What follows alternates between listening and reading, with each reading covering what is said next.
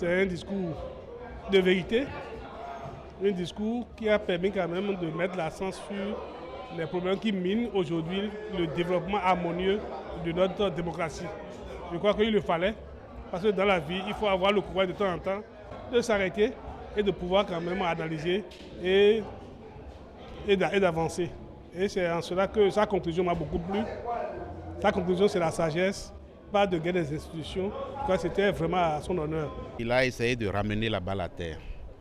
Il a pris des engagements et il a donné l'assurance aux députés que dans les tout prochains jours, à commencer par les questions adressées au gouvernement, ils vont commencer par les appeler.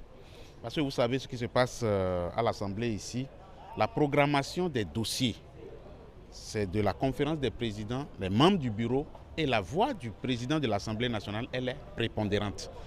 Donc, comme il a pris l'engagement aujourd'hui, moi j'apprécie à sa juste valeur et je vois que ce serait des occasions aux membres de l'exécutif de pouvoir s'exprimer sur des dossiers de la nation. Les Béninois en ont besoin et c'est ce qu'il vient de faire ce matin. Je le félicite pour ça. Le président a fait une critique de la décision de la Cour constitutionnelle par rapport à quelques décisions.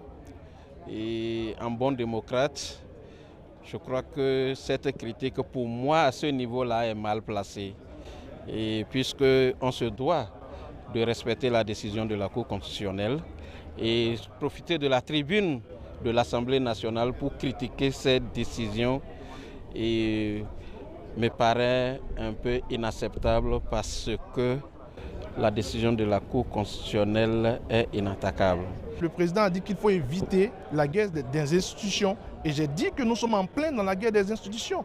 Parce que non seulement le Parlement n'est pas allé dans le sens de la mise en pratique de la décision de la Cour, mais comme si cela ne suffisait pas, on a aussi l'impression que d'autres institutions de la République, telles que le gouvernement, parfois, s'imposaient aux autres institutions de la République. Donc, pour moi, et vous allez constater avec moi que le président de la Cour constitutionnelle n'était pas présent. Donc nous sommes en plein dans la crise, ce n'est pas moi qui l'ai dit, c'est un constat, vous l'avez constaté avec moi. Ce réquisitoire que M. le Président de l'Assemblée a fait va en droite ligne avec ce que le Président était en devoir de faire. Parce qu'il est le Président d'une Assemblée nationale dans un pays démocratique.